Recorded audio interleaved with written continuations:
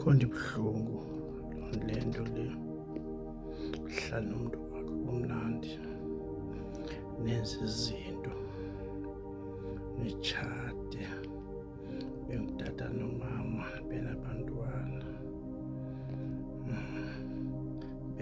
benomzukweni, neemoto zenu, beminyaka.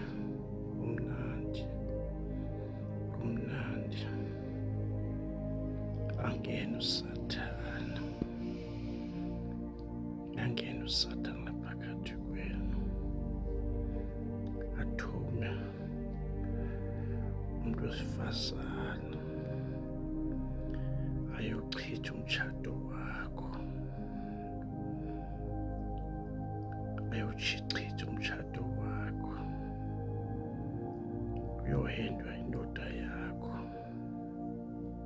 Angene uSathane akayifuni into entle, chitha umtshato wakho, athumele omnye umntu ongumfazi okanye athumele umntu oyindoda.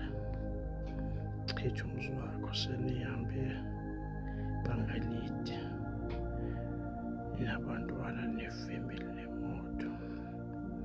Angene uSathane, ayibhidlize loo nto leyo. Abantwana bangabi notata, abantwana bangabi nomama.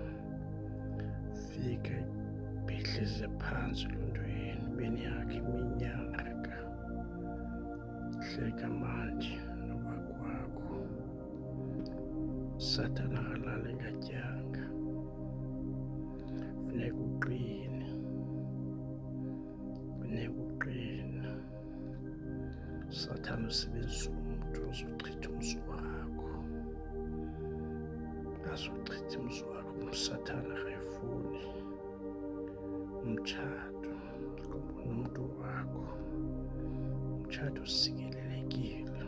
uThixo bhidlize, bengathi ningabulalana nabomakhothi, nothukane phakathi kwabantwana. Ndifuna ukubambisana, nihambe amadivosi, nikhombe omunye.